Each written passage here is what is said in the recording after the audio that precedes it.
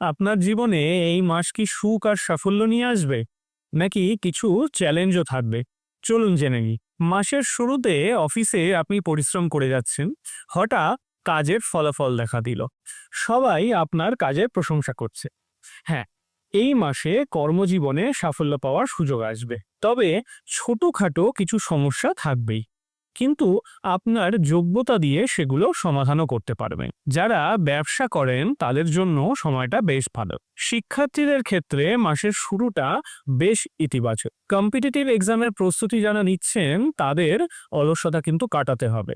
বিদেশে পড়তে যাওয়ার ইচ্ছা থাকলে এই মাসে সুযোগ আসতে পারে। পারিবারিক জীবনে সুখবর আছে। পরিবারে কোনো সম্পত্তি অর্জন হতে পারে, যা বাড়ির আর্থিক অবস্থাকে আরো উন্নত করবে। প্রেমের ক্ষেত্রে মাসের শুরুতেই ভালোবাসার রং গাঢ় হবে। একে অপরের প্রতি বিশ্বাস আর ঘনিষ্ঠতা বাড়বে। অর্থের দিক থেকে এই মাসে আপস অ্যান্ড ডাউন থাকলেও আপনার প্রচেষ্টা ও বিদেশ ভ্রমণের সুযোগ থেকে আয় হতে পারে। বিনিয়োগের জন্য মাসের প্রথমার্ধ কিন্তু বিশেষভাবে শুভ। কান, কাঁধ বা গলার ব্যথা এমনকি ছোটখাটো আঘাতের সম্ভাবনা আছে, তাই একটু সতর্ক থাকুন। উপায় হিসেবে শুক্রবার করে কনকধারা স্তোত্র পাঠ করুন।